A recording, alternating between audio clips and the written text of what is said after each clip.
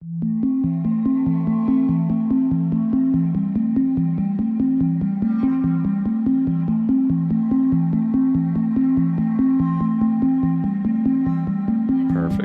All right. Okay, back from the hiatus. Paul Road Podcast number 15 with Lara Mann. Welcome. Hi, thank you. We're doing a virtual interview today, but I just found out that you're moving back to Colorado or to Colorado. Yes. Tell us about that move, because it's been a year of artists adapting to a new kind of landscape, and you're a natural fit for the podcast. Yeah, I'm really excited to be here, actually, and a little bit nervous.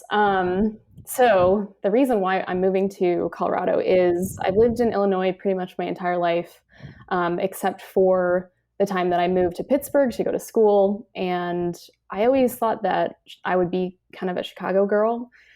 And the older that I get, the more that I realize that the art scene in Illinois specifically is not exactly, I don't know, I feel like I don't fit. And I've been drawing and imagining and creating a lot more like mountains and landscapes that are more like mountainous, which Illinois is very flat. And so it seemed like, what was the next move? COVID, kept us inside the whole time, did not really enjoy any of my landscapes here in Illinois, just wanted to get out. And Colorado was one of those places that we knew was just beautiful and very arts accepting. And it's a very trendy place to be living right now, either good or bad for us. Yeah, but no kidding. We're just really excited to just start kind of fresh. And I have a lot of big plans that I really want to start getting going, but it just felt like Illinois kind of was like, okay, I'm over it. So it's just new start. Yeah. Good. That's awesome. I wholeheartedly support anyone that wants to move to Colorado, because I think it's a beautiful place, and and just a lot of people moving there right now. But if a change of pace is what you need after the last year, so more power to you. It's been an adjustment period, so I'm happy that you kind of made the decision. Sean beat you to it, but I think it was your partner that convinced him, right? He was Paul. My fiance Paul convinced Sean to move back, because he had been going obviously to school with you there. But I think we had already been talking a little bit about, well, what if we moved to Colorado? I was like, well, if Sean's there, then we can move there. Mm-hmm. And as you might know, as most people might know, making adult friends is hard. And if I already have kind of a built-in friend / brother there, it's like, oh, well, we can hang out. So it kind of just made it easier to be like, yeah, family's there. Why not? Yeah. Awesome. Well, you've got quite the pedigree. I guess I'll just touch on it, but you were always creative growing up. Your parents kind of supported you wholeheartedly, which is a huge benefit. And I had that as well. My parents were pretty supportive of me, learning techniques and just learning the art scene. But you also had quite the prestigious formal training at Carnegie Mellon, where you got a bachelor's in fine arts.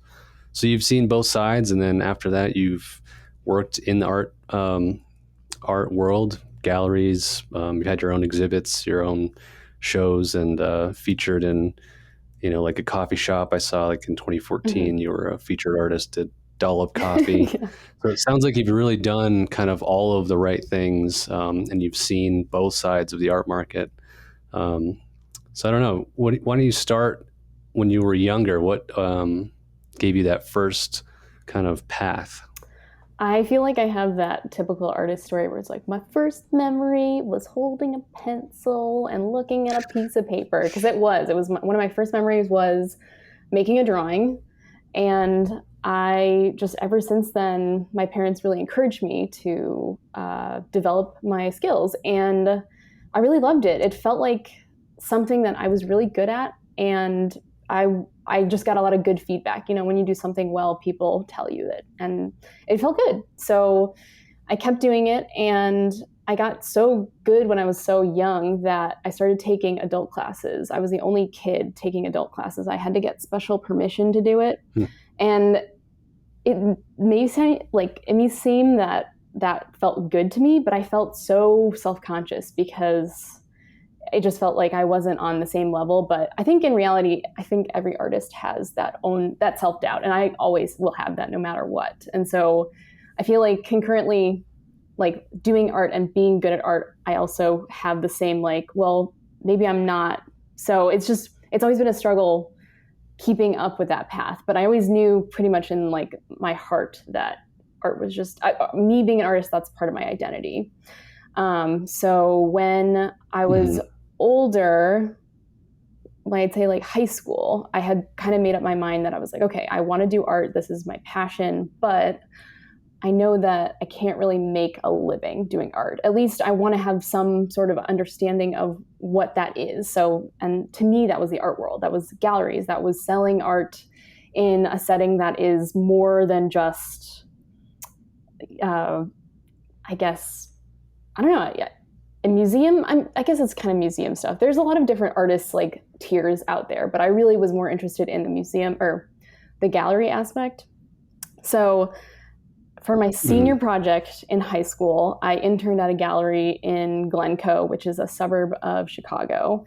And the woman that ran the gallery, she was like super kooky, but she had some really cool art, and she let me like do so many things, and I was so mesmerized by it.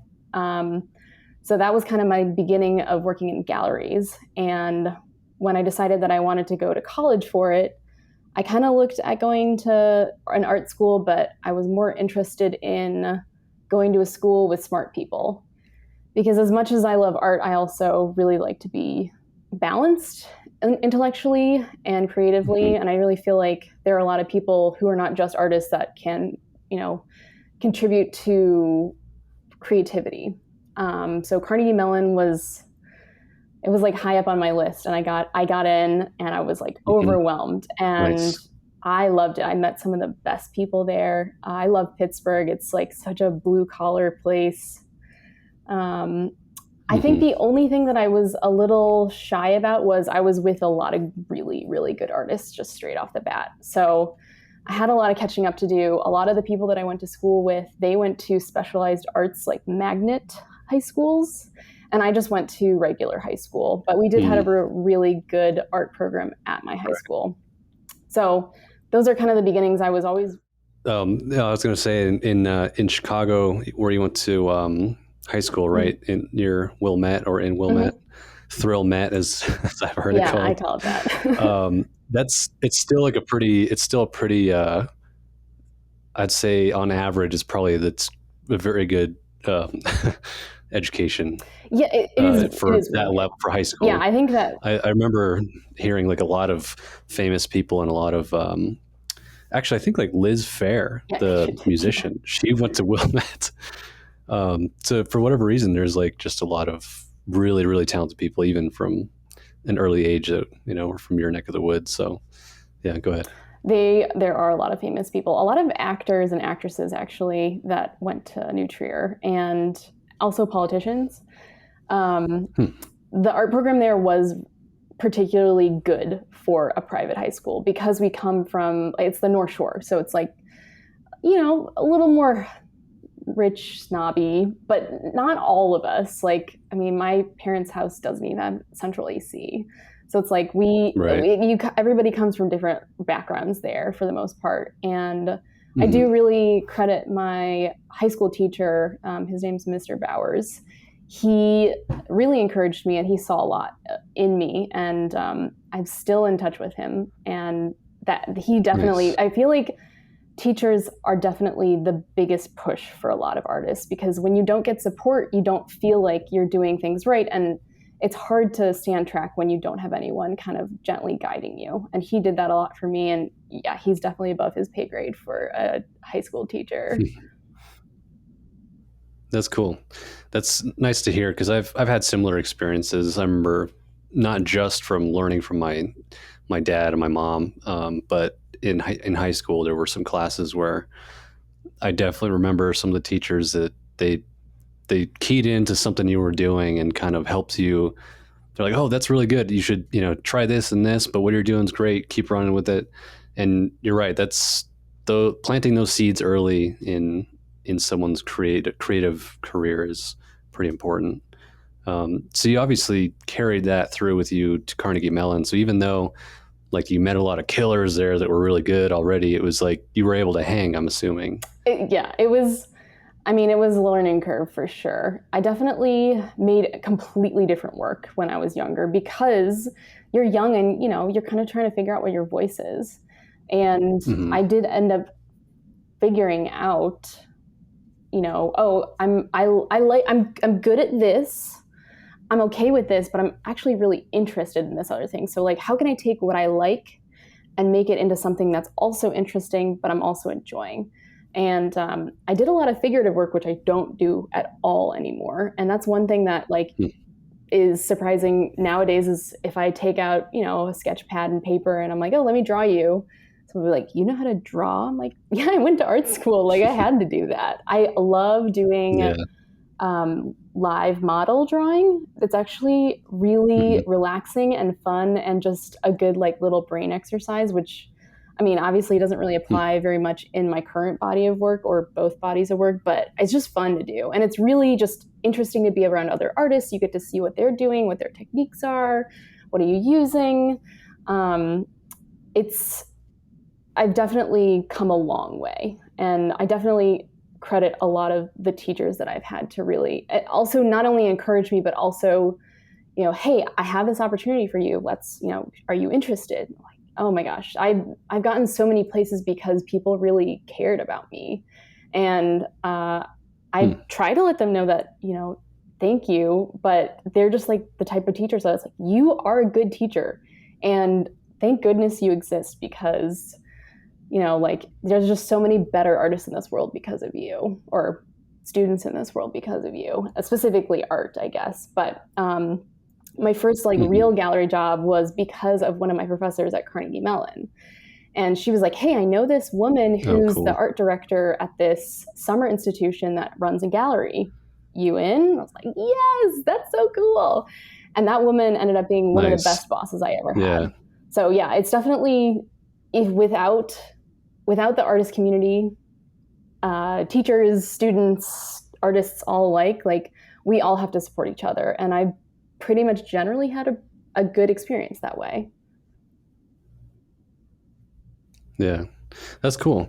So you'd mentioned that you have two bodies of work mainly right now, but you've obviously tried so many different things, but you've kind of ended up at two right now. Yeah, pretty much. It was interesting because if you take a look at professional artists, they generally have one body of work that is recognizable, that is, very similar but different every time. And that's generally a good rule of thumb. Like if you go to a gallery, you see an artist, they do this one thing. It's usually their, bread and butter. Like that's what they do to really make themselves known in that realm. But for me, I never really, I don't know, I like doing so many things. And so to narrow it down to two things is actually a successful endeavor in my mind, because I was so kind of, when I graduated college, I kind of didn't have any community at all. So I was on this free floating raft of like art, whatever I could do. And so I started doing a lot of geometric work that was really flat and kind of op-ed. But then I realized that I was like, no, I don't really enjoy doing that. There's no real organic side to it. There's nothing interesting that comes out of it. So I started kind of pushing the limit on doing more pattern-based work. And then that kind of evolved into using patterns to create landscapes. And then on the opposite side, the wood grain paintings that I've been doing, that's something that I just I went to a hardware store, I found a piece of wood, I was like, wow, this wood is so pretty. And I was like, I just have to paint on this wood. Like it just struck me and I was like, I just want to do this. It's like no thought, just do it. And it ended up being a really influential piece because I think that more people tend to connect with my wood grain paintings than my abstract paintings, but it's kind of a little bit of both. But I'm definitely getting more interest in the wood grain paintings because going back to that original statement that I was saying, like professional artists have one body of work that you can identify. And so because I've done so many of this kind of iteration, I'm getting more interest in that with a more professional side, especially from galleries. And as I said, I was telling you before, I got into a street art fair last year, and that was the body of work that they chose for me to Yes. show. So I'm kind of Yeah. enjoying doing both right now. I don't really see myself doing, like, it's nice to like do one and then kind of switch over to the next one because if I get bored with one, I can kind of just explore the other. But I think that that's Mm-hmm. probably that's how my practice is going to continue, at least for the next like year or so. We'll see if I kind of turn a corner and decide to drop one Yeah. or the other. But um, two right now feels good. Yeah. And that's cool though, because I think, yeah, I know a lot of artists that have that bread and butter kind of comfort zone that they can always just do that. It kind of helps. Either it's bread and butter, like financially, because they can sell it, and it's if it's smaller pieces or they're shorter time to production, Mhm. it's better just to have that in your back pocket and have something to lean on. And it kind of frees up your other time where you can really just go crazy and not worry about like having to monetize it or just make sure that it's like the best you can make it. So I think that's a good approach. Personally, I think I I have like the titanium spatula, which is what everybody knows me for, Okay. and so that's like the one thing that I have that I typically sell here and there, like throughout the year, and then I'll try and make a new piece of furniture or something that's larger and takes longer and whatnot. But I was drawn immediately to those wood grain painting pieces when I just initial glance at your Instagram. I was like, oh, that's really cool, just because I saw the wood grain. I'm so used to just seeing it every Yeah. day. Oh yeah, you Um, do. Yeah, that's cool.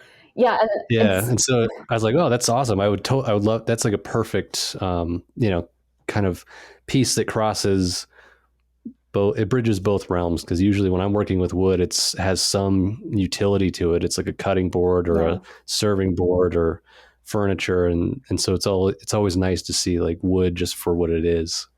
And the problem that I run into with that particular series is a lot of people will say, "Well, can you make coasters?" And I'm like, "It's not a Yeah. coaster, it's a painting." Like, I think people have a really hard time transferring that object Yeah. of the wood into something that's not usable, which is what we typically Yeah. interact with. So I Yeah. definitely get like kind of grumpy when people are like, "Well, can you make it into a clock?" I'm like, "It's not a damn clock. Like, just like look at it and love it, and like that's all it is. That's all I want it to be. I don't want Yeah. it to be anything else." See, you can forward them my way. I'll make them coasters and a clock. I have no problem. Yeah, but you're right. It is. I guess we should switch gears and talk about. We've both seen the artist side, the production side from our from your own imagination to making something, but the perception of that from a customer or a patron or a critic who, and I guess I'm drawing a line for people that aren't Hmm. artists that either buy art or are critics, where like there isn't that sort of equal side. It's less of a discussion. It's more of a either a financial transaction or a critique. So like, what do you think is important for people that aren't artists themselves to know when they approach someone's work? That's a good And you question. can think of all the bad comments, people will walk up to something and just say something flippant and you're like, ah, really? Like that's kind of what Oh yeah, I'm yeah, yeah. asking about. Cause but if you could educate people as to like, yeah, this is a small piece of wood that's vertical for a reason. So you don't lay it down and put your food on it. I guess, yeah, there's that comment of like, well, my kid could do this. And then you're like, well, did your kid do this? Yeah. No. I mean, Yeah. when we think about that comment specifically to the art movement in like the 1960s when modern art was becoming what it was, like no one had ever seen anything like that. No one had ever seen anything outside of a very, subject matter, like line, color, gradient, like that was just amazing. Obviously now it's not that amazing. Like I can spill paint on the floor and it looks cool. But did you do it? No. It's the idea behind the thought process and the technique. Um, what is it? How do you feel when you look at art? Like that's what I kind of tell people who don't understand art or don't come from an art background. Like, what does it make you feel? If it makes you feel Mhm. very strongly, then it's probably doing a good job at what it is. If it's not, it's probably has a different identity. Like when you go into Target and you look at the art that they're selling there, that's a totally different identity than the art that you're looking at when you go to a museum. It's Yeah. so different. And then also versus like, your mom takes a painting class at a sip and draw place versus an artist that shows their work. I've done that. Yeah, and it's fun, right? But like that's the purpose of that. It's Yeah. fun. It's not supposed to be fine art. It's just Right. supposed to be like, I made this cool drawing and I Right. was drunk. I'm like, so I try Yeah. to let people know like what is the place that the art that you're looking is coming from versus like how you feel about it. I mean, specifically with just art in general, I was just talking with someone about this the other day. Is like, oh, you're an artist? My sister's an artist. Let me show you her work. And then they pull up a thing on their Instagram. They're like, she does cat paintings. And I was like, well, that's cute. I'm not a cat Mhm. painter. Like, her being an Yeah. artist is not the same as me being an artist, but because we have that same title, it kind of people don't understand that. And I Yeah. mean, you wouldn't like if you met Ai Weiwei at a gallery opening and you're like, oh, you're an artist, let me show you my sister's paintings. Like Yeah. he would, I don't know what he would do, but he might be like, oh, goodbye. So I think, yeah, it just depends Yeah. on where And you're coming from and like what situation. Because yeah, when you enter a blue chip gallery, like they basically don't have any pricing on the walls. It's like if you have to ask, you can't afford it. Versus going to an art right. fair, you see a price tag say like, "Oh, it's $100." Well, do I have $100? It's like much more approachable. But yeah, I think it's just how do you feel? How does it make you feel? Where is That's a it good coming point, from? actually. Yeah. So I grew up doing art fairs with my dad, and so my perspective is more sort of in the non blue chip world. And so I've always been very curious about the blue chip world. And there's the thing that I really appreciated about street artists and people that did the show circuit around the United States is that there is such a level of real pragmatic, like I have to pay, I have to put gas in my van and drive home or to the next show.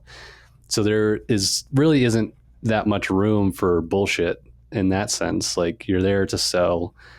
You have to have some sort of organization, and you're planning out your year of shows and applying. And so I always liked that kept it real on a certain level. Now, many years later, you find out a lot of people have a huge, nest egg or trust fund, or the cliche like the spouse pays for the other spouse's art sort of venture. And um, I never experienced that firsthand because my dad was always like he's just straight up businessman first. He had to sell furniture. That's what he did for a living.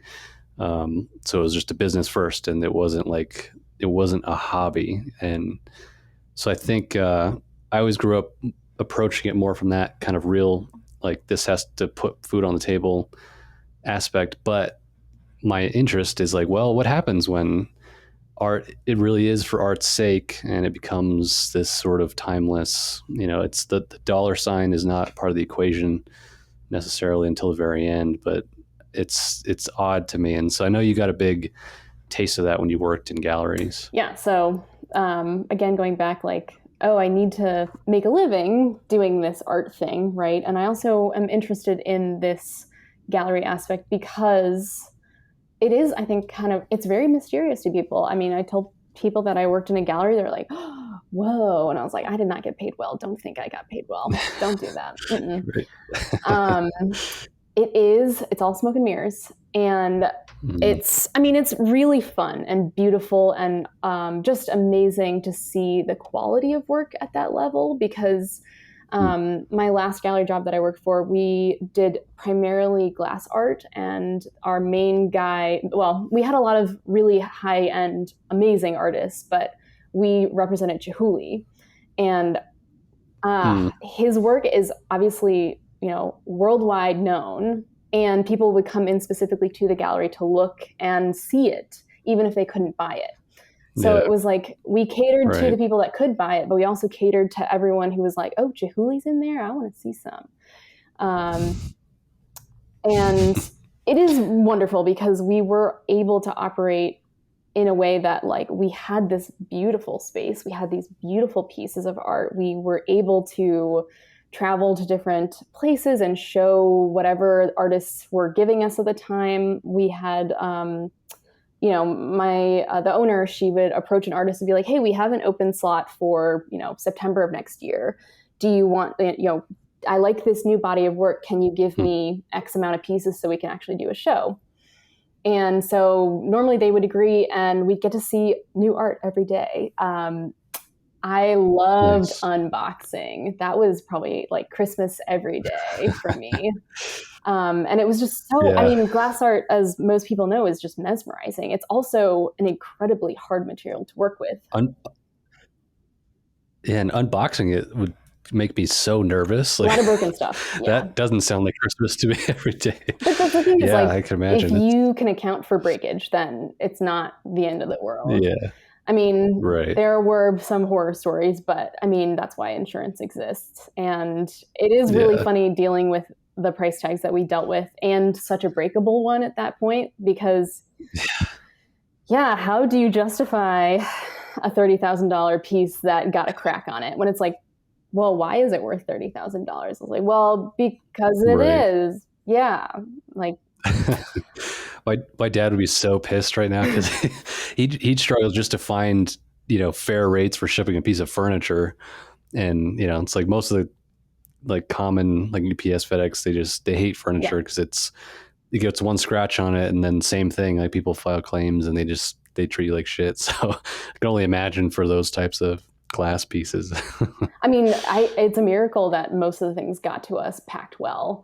But I think that's the other Yeah. side too, is as an artist, I learned a lot about the back end of like actually how to not only like package your work, but also take pictures of it, display it, and make it more understandable to someone who, like, a gallery owner, like, they don't have time to look through your art. If you give it to them in this neat package, it's like, oh, actually, I do like your work and I want to show you.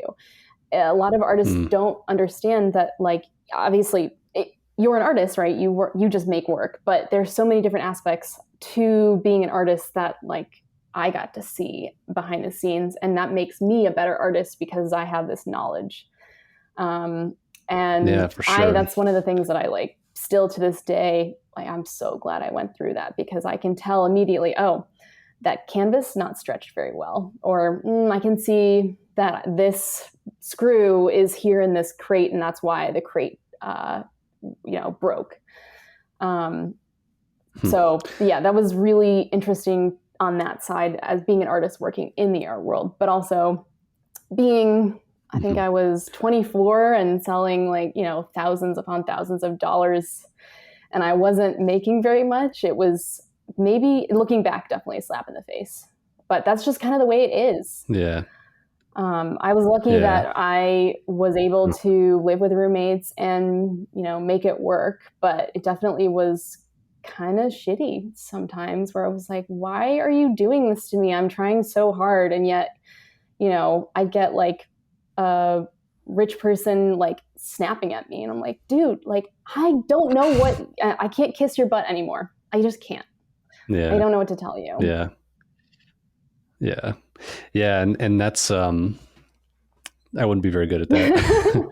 But I could imagine that you probably learned.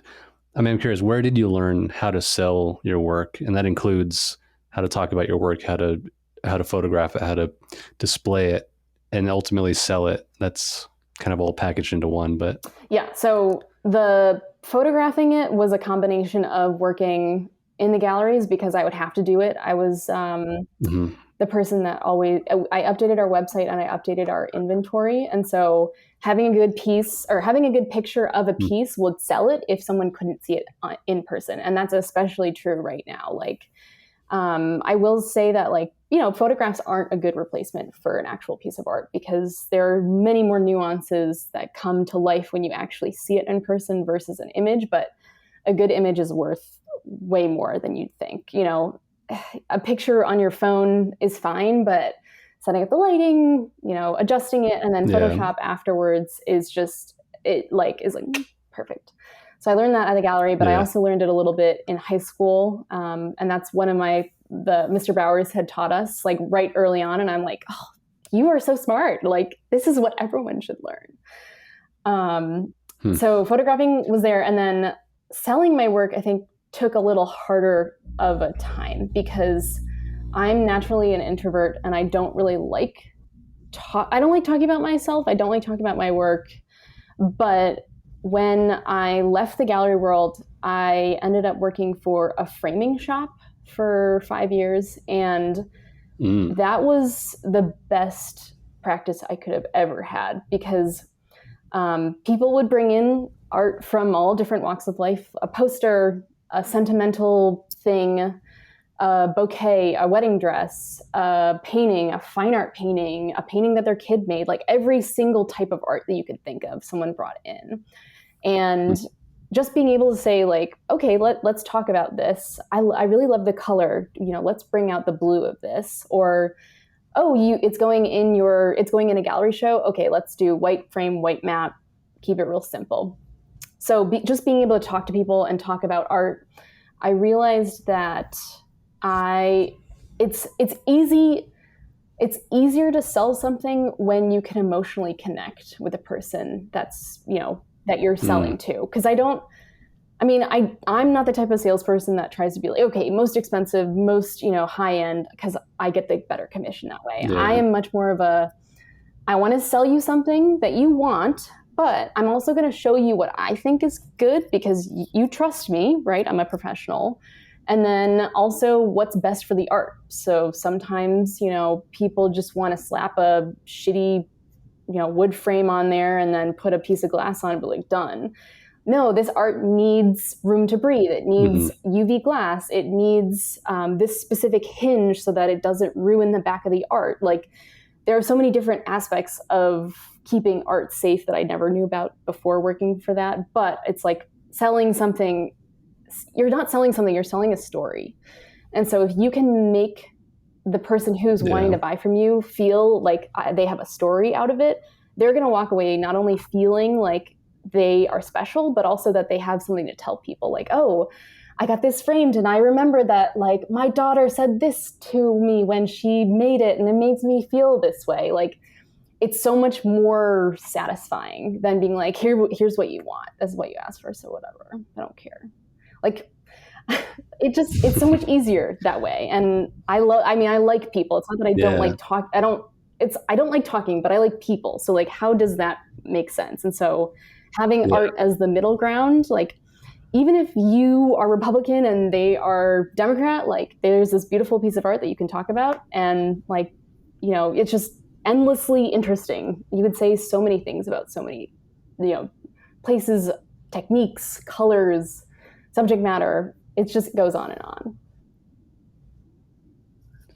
Yeah. That's a great description. And that's a great way to kind of give a good definition of art and like what it is. And it's like, it really is a process, and it is connection and expression between people, not just I took this out of my head and put it and made it happen. And then end of story. I don't care what happens to it. Right.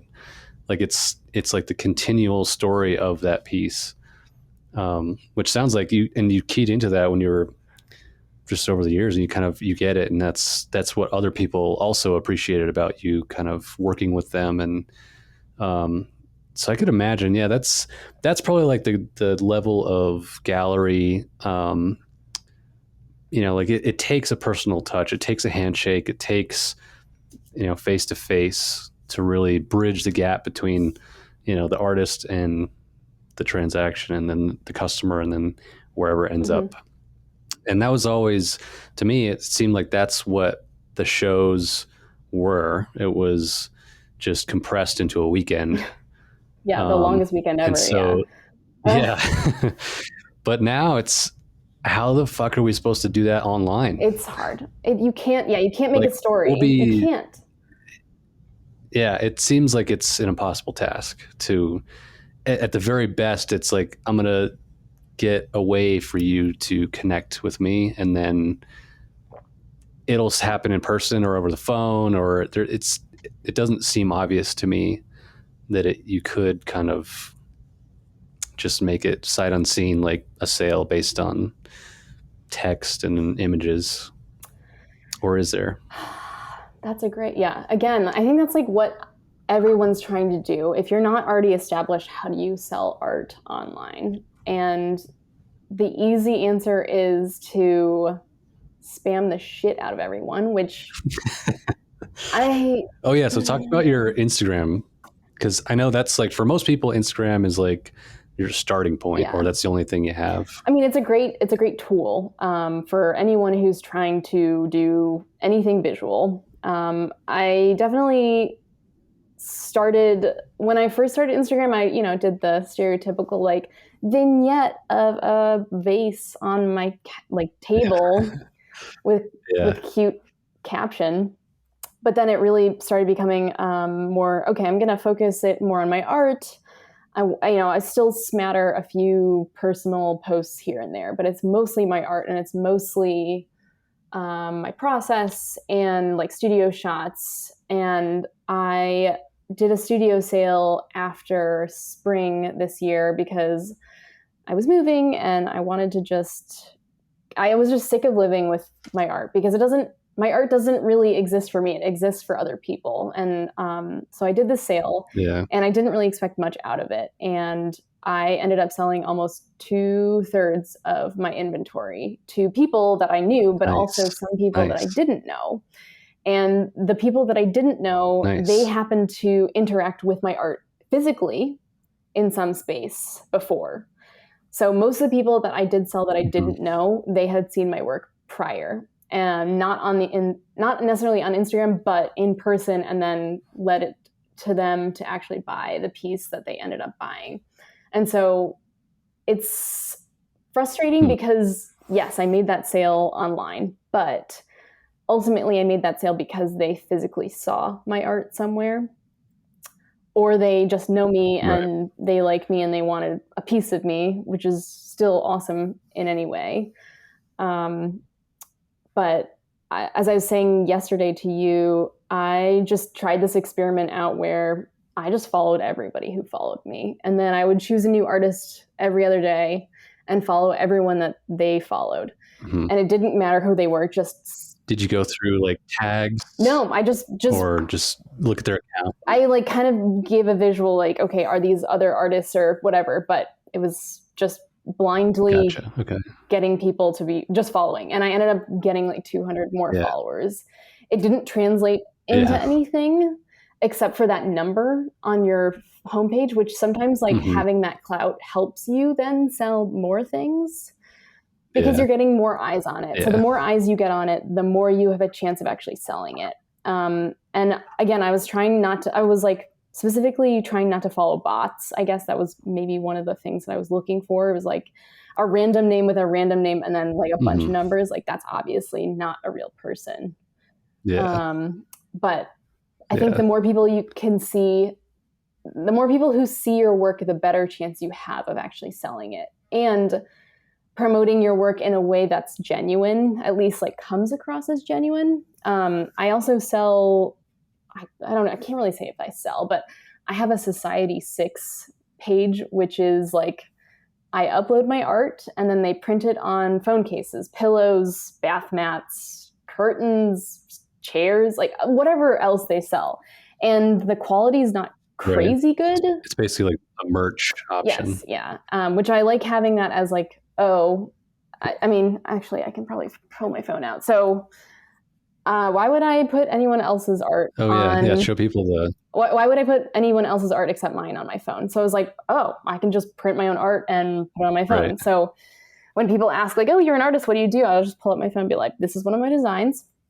But it's also just nice to have your Nice. own work on things. And then I recently took a Zoom webinar about promoting your work on social media, and it was like an hour wasted because they were like, well, if you don't use social media, you should use social media. I was like, okay, like anything more than that? Well, you want Right. to give me more tools? And you're like, no, it was just like a lot of Yeah. regurgitation of It's just just promote yourself. Like, yeah. it's not that easy. Tell me how, tell me who, tell me hashtags. I don't know.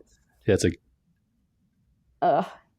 yeah, give me the technical basis for copywriting that fits what I do. Not, I'm probably jaded because I view Instagram as kind of the same way. I set it up business first. I do personal stuff on there, but and I look at it as like, well, it's going to be up there. It's not like the main source of. It's not the top of your. Well, it is the top of your funnel in the sense that it's free and it's Yeah. cheap and it's like no cost virtually. But I like the way that you said that if you don't have it, that you might like you don't have an avenue to catch an inquiry. But if you do have it, don't expect it to drive inquiries. It's just that you have to have it, and it adds to your it validates you, I guess, as a person, as an artist, and it's like, hey, here's what I've actually done. I think, yeah, it's just a really accessible way to show your work because I have a professional Yeah, website that in my opinion, like it looks professional because if I say, oh yeah, I have a website, it automatically pushes me up to someone's like, oh, yeah, this person is real and they also like know what they're doing. It's just like having that clout of right. authority. And the better your Instagram is curated, the better someone's going to believe that you are the person you are saying who you are. And yeah, it's just another tool to be this full idea rather than like, oh, why would I randomly buy this thing from someone? Like, I don't know what they're doing. I can't really And verify if they are real, you know. right.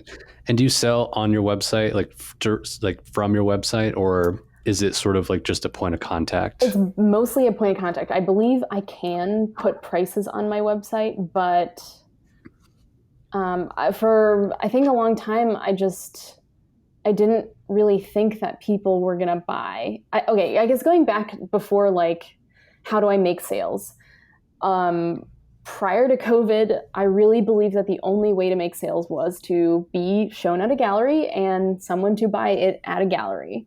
And Mm-hmm. when COVID was happening, I applied to a bunch of shows, if there were any shows at all, and I was just getting rejected left and right. And I was like, well, I can't, you know, how can I show my work if nobody wants to show my work because I don't know this person or I need to like, you know, be in like it's all who you know. If you know somebody with a gallery and they Yeah. like you, like you're gold. But if you don't, it's like you have to continually, I mean, applying to shows is important because the more you show your work, the more that people will see it and the more that they will want to see it more.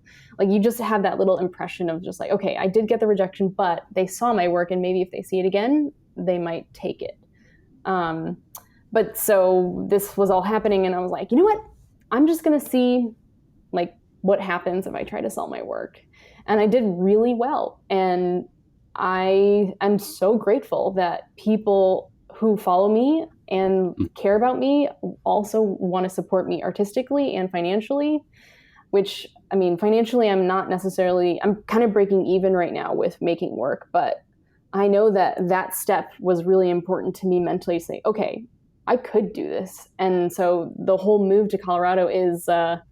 let's see if I actually dedicate more than nights and weekends to this thing, if I can actually do it. And I'll never know if I don't try it. And now it's just like, all right, now's the time. Let's just do it. Yeah.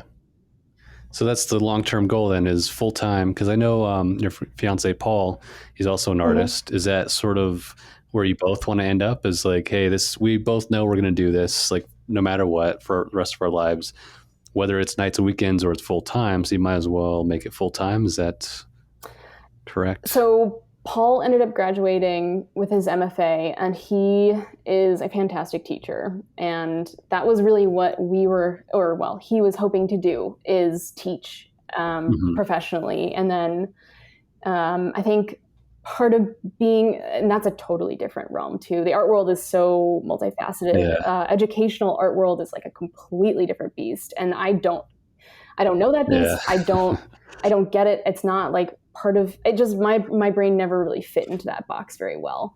But his did. He really understands like how to be the type of caring person that I was talking about earlier, where he really follows through with that person. He sees their struggle. He sees what they want to do, and he says, "Hey, have you tried this?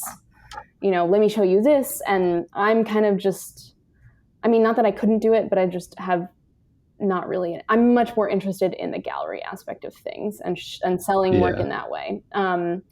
So ultimately, I don't know exactly how this will manifest itself, but I want to somehow have my own business where I'm not necessarily selling art as the only thing, but maybe selling art and then something else like creating a residency or my idea right now is the place that we are moving to. Um, it doesn't have very many studio spaces.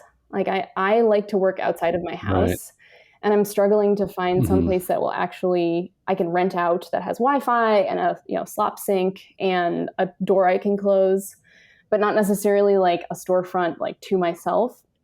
So I'm thinking about possibly opening up a studio space where front room is like a gallery and then back part is sectioned off studios, and each person that rents in that space, they can show x amount of times per year in the gallery, or they can curate their own shows, whatever they want. But we do like an art opening once a month. I'm not sure if it's like first Fridays in Colorado or not, or that area, but somehow basically subsidizing Yeah, my I studio think so. space with this community. And Right. like, again, going back to, it's really who you know. And the more people that I get to know in that community, the Yeah. more we support each other, the better it is. So that's kind of my thinking right now, is to kind of have my own space, but also run it because I have all this experience doing it. And not necessarily that will be like a full-time gig, because I don't think that would really be owning a gallery does not make money at all. Like, you have to be kind of already rich to do a gallery thing, or you have to be poor and you have to like Yeah. kind of finagle your space into being a gallery space, which some people have done, and that's really cool, but it is a lot of work for very little payoff. Um, Yeah. so I'm not really sure how it will Hmm. manifest, but I have a lot of different ideas because I don't know. I've always seen myself working for only me because I don't know. I want to be able to tell people that, hey, I'm going to go to studio from 12 to 4, and then after that I'll be here and whatever. But I mean, I think Paul is also hoping that he can maybe also make some living off of the work that he's made. But yeah, Yeah. what exactly I can't tell you, but I definitely have the motivation to figure it out. No, that's awesome. I couldn't agree more that you know, I can't I can't imagine working for anybody else other than myself ultimately. And once you have that feeling, you really do start looking at things from a different perspective. And you have to look at things from a different angle. And I like your thought though. We should talk and stay in touch, because I mean, my plan for Yeah, I'm really the Colorado interested. Yeah, project, and totally. I think there's so much that is. I mean, COVID kind of it did a lot of things, but one of the things is it gave everybody a wake up call as to like, hey, let me actually think about my career and my job and my like how I spend my day. Is that actually how I want to do it? And it seems like now the door is wide open to it doesn't have to be that way necessarily. I mean, I get if you're stuck in a job, but people are like, oh shit, I actually could move to a different state and work remotely or whatever the arrangement happens to Yeah. be. I think I think that is ultimately good for the art market, at least the market that I was familiar with, which is Hmm. art fairs and galleries. Because I mean, towards the end, like my dad hasn't really done any shows. He did a couple, I think in Oh 2019, yeah.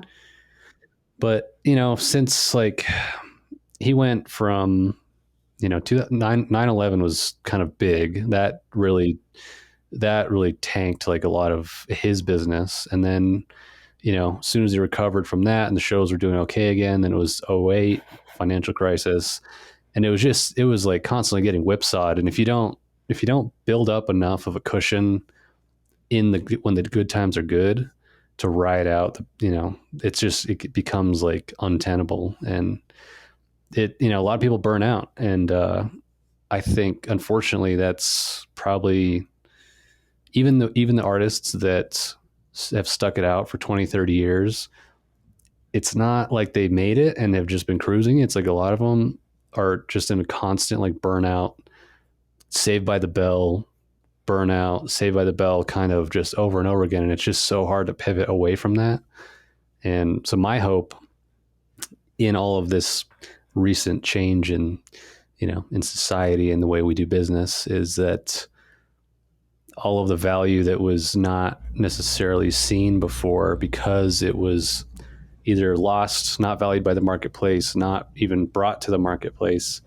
I hope that kind of rises up to the surface, and there will be better mechanisms for showing, displaying, educating, accelerating. Like I think it wouldn't cost that much to do like incubators for artists. I mean, there's incubators for tech Yeah. startups, left and right, and it's trendy. And like the closest we have is like the wine and paint kind of places. And like there's nothing wrong with those. I have nothing against them. I think it's great for people to have some exposure whenever they want to just like, hey, I want to go paint a painting. Great. But it does. I'm not really aware of like you know incubator accelerator programs that aren't stuck in sort of that bureaucracy of the art education Mm. world, like you mentioned. It's because I can't imagine what that's like to navigate, and there's so many rules, and art's like the one thing that's not supposed to have rules. Yeah. Surely you could provide people a small space and give them an exercise. And you know I'm not sure where I'm going with this, but that's just sort of my rant and where I'm at right now. And it's really just a lot of questions that I have. And I like that you're on the same page. You kind of get it. Yeah, I think the key to being successful is being adaptable. And a Hmm. lot of people, you do something and you fail, and you do something and you fail, and you do something and you fail, and you're like, well, I give up. And the people that really make it, who don't already aren't financially completely taken care of, like they can pivot, and like they're constantly, just running and like going full force. And I'm sure you probably, see that in other people too, like having a 9 to 5 job, coming home, drinking a glass of wine, watching TV, going to bed, waking up, going to your job, like doing that every day. And then come the weekend, you Yeah. like party or do whatever, fish, whatever people do Yeah. that isn't involved with art. Yeah. It's fine. That's fine. If you are happy, then that's great. But to me, I just constantly am pushing myself, and I'm just like the type of person that my energy is just, I just like want to keep going. I want to keep pushing. I want to keep figuring out stuff. I'm not happy unless I'm problem solving. And I'd say, yeah, most successful people are like that. And success doesn't necessarily mean success all the time either. It can mean also bad things. And Yeah. just persevering through that is just very character defining. So I'd say like most of the people that you're familiar with, like they're hardened maybe for good or for worse, but you know, it's not easy. Yeah. And maybe it's a good thing. I don't know. You have a lot of good Yeah. questions though It could about that. it could be. So I don't know Yeah. why is art not valued the same way that you know math and science are. It's just because I don't know. I'm not sure, but I'm definitely seeing a much Yeah. better. I don't know. I don't know if it's because the Zoomers are like so cool with themselves that like maybe this is possible. But I think it's the Yeah. perseverance thing. It's like the more you push, the more you can keep going, and if you don't give up, then there's just no way to not fail. Unless you're so stupid and completely Yeah. blind that you do so many bad things that you like can't get yourself out. Which I'm sorry if that is anybody who's listening. I don't know what to tell you. Yeah. No, and it's yeah. No, you're right. It's typically if you can survive and not really make the mistakes that take you out completely, then yeah, then you know it might take 10 years. Um, and you know that's why I like listening to Naval Ravikant. He talks a lot about. I mean, he talks about life in general, but business, art, and you know he made the comment that well, actually, so you brought up in one of these interviews, you're like, yeah, art's been with us since the beginning. You know, cave paintings, whatever it was before that, like art's been with us in the beginning. And Naval says he's like, look, that's like the last frontier for humans. Like as we get more technology and innovate, like all the jobs that get Mm. replaced by technology, all it's done is just freed up new jobs, and a lot of the new jobs are human creativity. I mean, like just take the example of like esports and Twitch streamers. Like 100 years ago, you couldn't even imagine like a video game. 20 years ago, you couldn't even imagine getting paid to play a video game. 10 years ago, people started doing it. Yeah. You know, you could play a video game and get paid for it and stream it on Twitch. And like people make, you know, not ever, it's still like one of those, like very, very few people make it to the level where they're making 50 grand or 100 grand a year. But that wasn't even in the realm of possibility. And that's purely just technology. And, you know, But those people are also it, grinding. Like maybe there's a also grinding. perceived Yeah. or there's a perception that oh well if they can do it I can do it too. Like no, they like do it every day. Right. They schedule it. They have you know meetings. They have emails. They have like it's a job. Yeah. And I think a lot of times Yeah. when you see something like that, you don't. It's hard to see the value because you don't see the time because what you're seeing is you know the output, but the output is all a product of all this stuff that you've already like done for at Yeah. least you know the day, the week, the month, the year, last 5 years. So it's yeah, I don't envy any of those people. I was talking with somebody who was saying one of their friends' husbands was a popular gamer YouTuber, and he's like one of the big ones. And they were like, yeah, every day they were on vacation with them. He would have to go sit in a room and let the like upload his videos and then respond to emails and like Yeah. just basically do all the things that you don't want to do because it's not fun. But you have to do them because if you don't do them, then people you Yeah. just you're constantly just going. So it's again with the artist too. It's like there are so many things that are happening that you don't think of. Like when someone asks me, "Oh, well, can you make this painting? Can you make another painting like this for me?" Like, well, it's more complicated than just going to a wood shop and buying a piece of wood because the wood that I did the painting on doesn't exist except for that piece. So if you're cool with me having a different piece of wood, Yeah. like, you know, the colors might be different when I do it. The resin pour might come out differently. Like, and also like me learning those techniques, like that was also a learning process. Like I sucked at resin pours before, and I don't think I'm that great, but I'm better than I was. So it's just, yeah, there's just Yeah. the value of time is not being translated correctly. But I wonder if now people have more access to YouTube and process videos that maybe they have a different idea. I think they are. I think people do. I really do feel like people are valuing it more than Yeah. I remember in prior years. Because there's just so much more accessibility to know what's happening. Yeah. I think, yeah. And even with the accessibility, I think I kind of know the type of person you might be referring to. It's like the people that go to Target and buy wall art.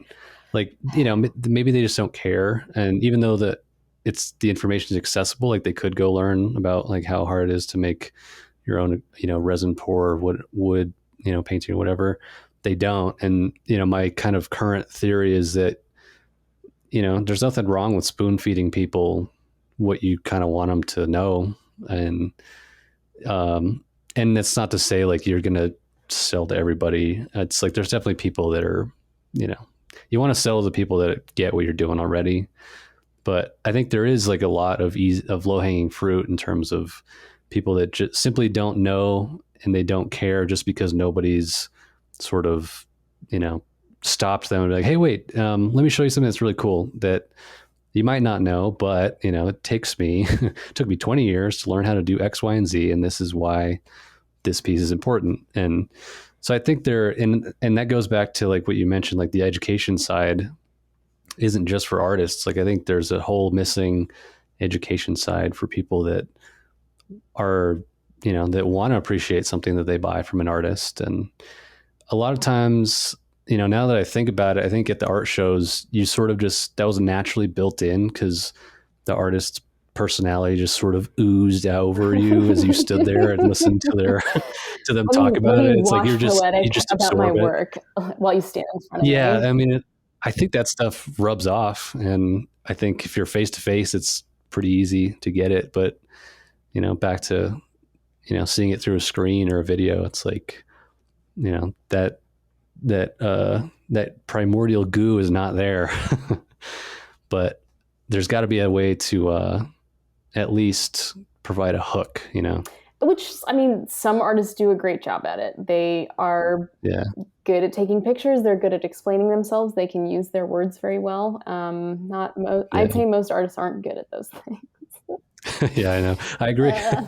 I'm not even good at that. Like that stuff's fucking hard. I know. Like, how do I sell me, but also a piece of me to you who is a stranger? And like, how do I hit on all the things that you like without knowing them inherently? Like, you just kind of have to, again, the more you put out there, the better chance you have. But going back to, you saying people don't care, I wonder if it's, again, they're not educated in the way that an artist would be, because you see people wearing designer clothes or luxury handbags, and you're like, how much did you pay for that bag that someone barely, like, it's like mass produced in a wink wink way. Like, why doesn't that $500 translate to a real painting? It's like, oh, well, I didn't think that I could, like, I think that people see themselves a certain way, and sometimes like buying art is a very private thing. And so I don't know, some people, I had this one guy. It can be. I think you're absolutely right. I had this one acquaintance come over. I think on the handbag thing. Yeah.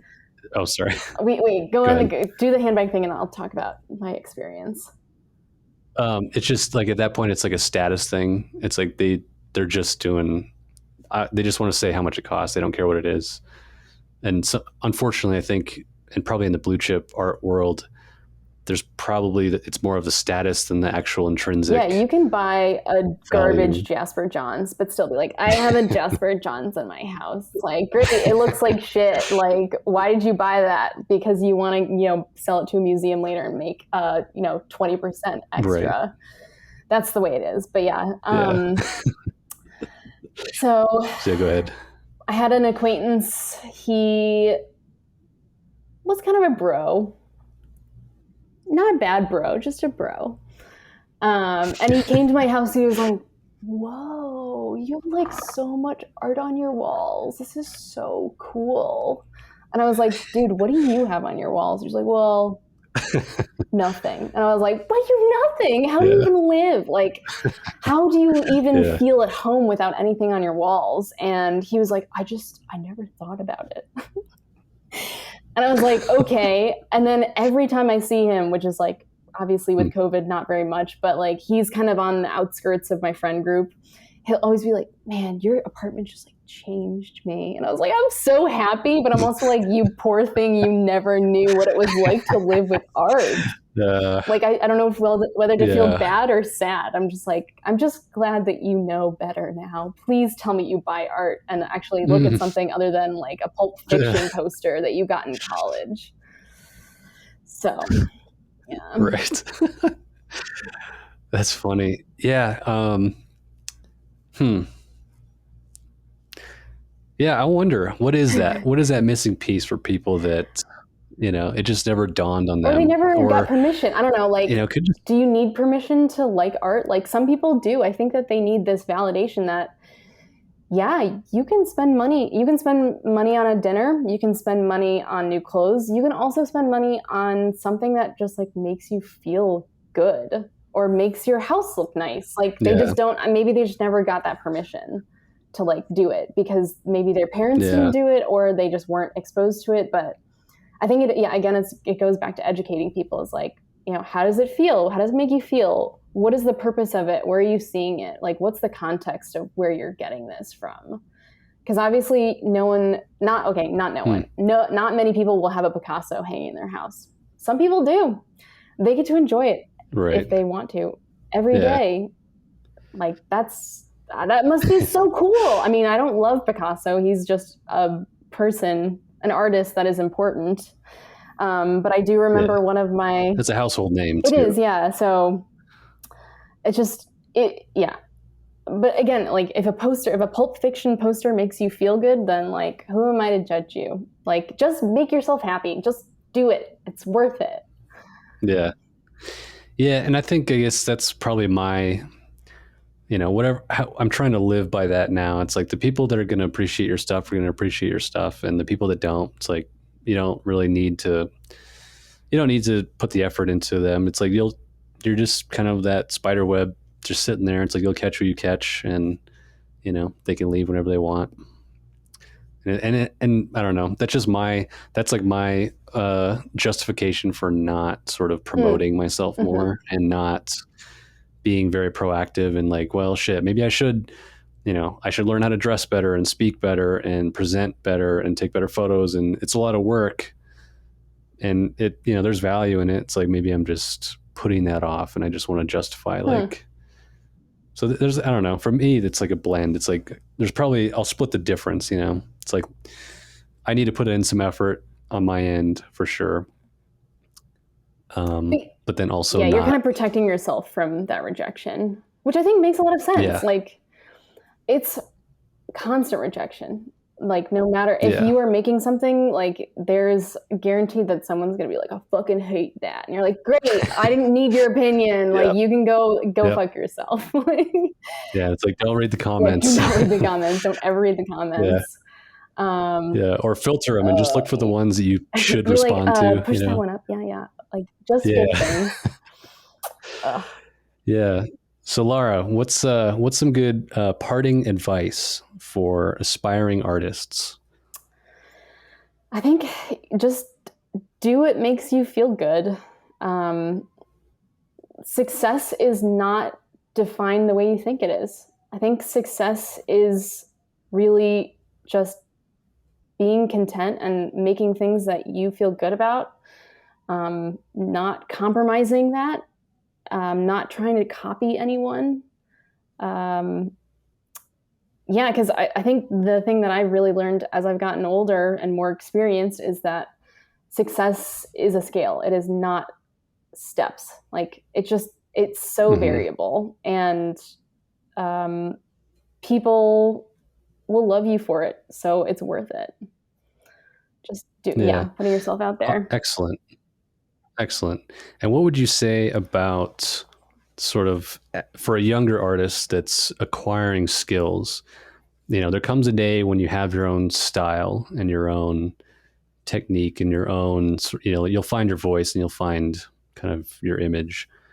But for the people starting out, how would you weight studying technique and just repetition and sort of putting off what you want to do for the sake of, let me master a few basics. That way, when I do have the inspiration, I have like a better way to channel it.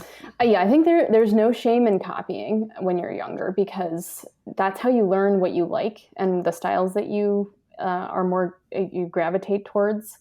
I remember feeling really shameful younger, where I would pretty much not directly copy, but like pretty closely copy something that I really liked.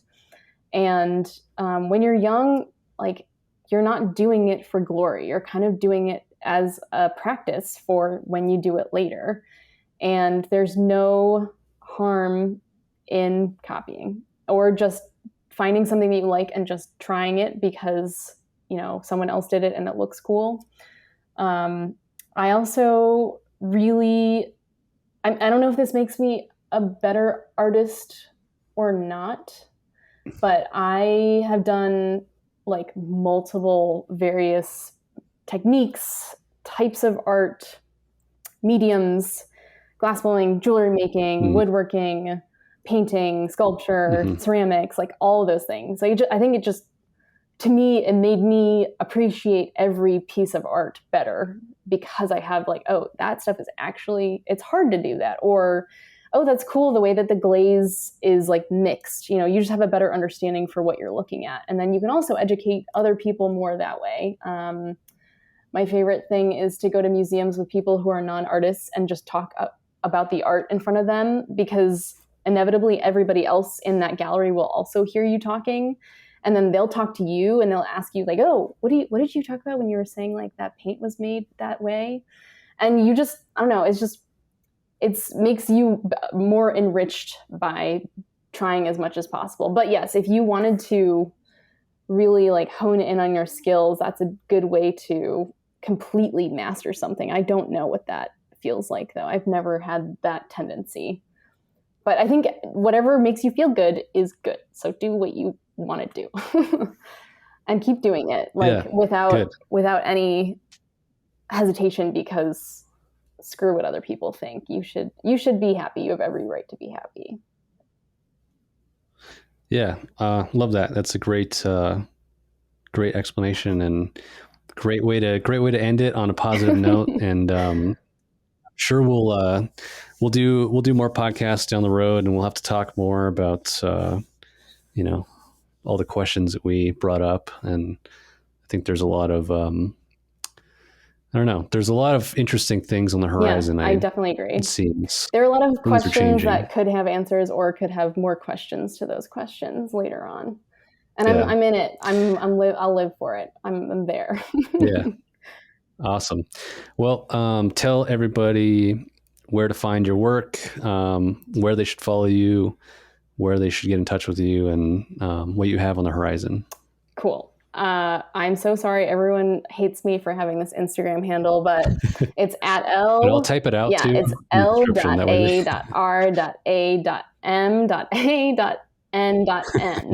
So it's my name, but with periods in the middle. And that's where you can find my Instagram account. And my professional website is lara-mann.com. And you can reach me if you want to email me through that portal. But please follow me. I love getting new followers. You can see what I'm up to.